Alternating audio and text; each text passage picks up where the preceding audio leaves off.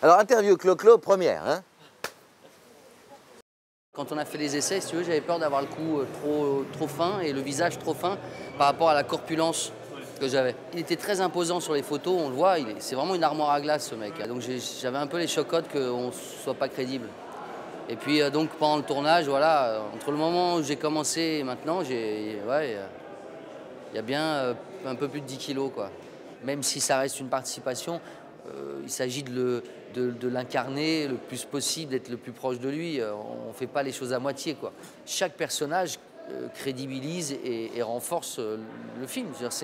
Tout le monde est nécessaire dans un processus comme celui-ci. Ben, forcément, de l'interpréter depuis 3 mois et demi, plus la prépa de 5 mois, donc ça commence à vraiment... Il commence à être bien ancré en moi. Après, je ne me rends pas vraiment compte, c'est plus les gens qui me croient. Après, il y a aussi esthétiquement, il y a une transformation qui a été faite pour ressembler à Claude. Voilà, je ne dirai pas lesquels, c'est secret. Et voilà, et donc oui, forcément, maintenant, on me croise dans la rue ou des amis proches me regardent, ils me font « Ah oui, d'accord, a été... » Mais non, c'est assez drôle parce que maintenant, il y a aussi forcément moi aussi qui cohabite dans ce personnage, donc c'est un mix des deux.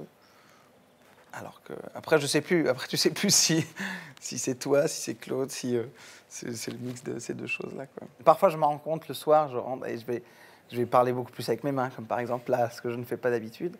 Mais il y a il y a des mécaniques il y a des mécaniques des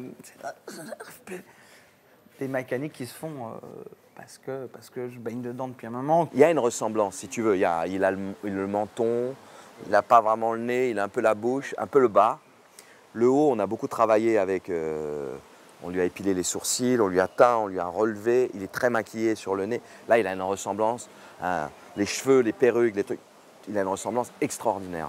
J'ai tellement digéré Claude, j'ai tellement écouté un milliard de choses de lui, sa voix, des interviews, etc., à un moment, je sais les mots qu'il emploie, enfin, je sais, en tout cas, j'ai l'impression de savoir les mots qu'il emploie, comment il parlerait, ce qu'il dirait, et souvent, quand ça part en impro, c'est assez drôle, parce qu'il y a il y a des choses qui sortent, qui sont vraiment Claude François, et que j'ai dû ingérer comme ça. Après, c'est une construction entre Chloé et Claude François, moi, et puis leur ressenti d'une séquence. Après, se dire, tiens... Et c'est délicat aussi, que c'est marrant, parce que quand tu interprètes comme ça quelqu'un qui existe, tu te dis, tiens, comment il ressent, parce qu'il ressent les choses différemment. Et tout d'un coup, donc, tu dois déplacer cette émotion autrement que ce que tu aurais toi-même... C'est compliqué, ce que je raconte, un peu alambiqué. Et alors, tu repasses par le canal de... Et non, mais c'est assez jouissif de pouvoir...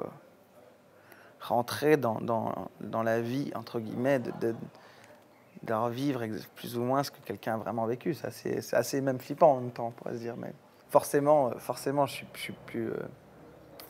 je suis différent le temps du film et j'espère que je redeviendrai Jérémy.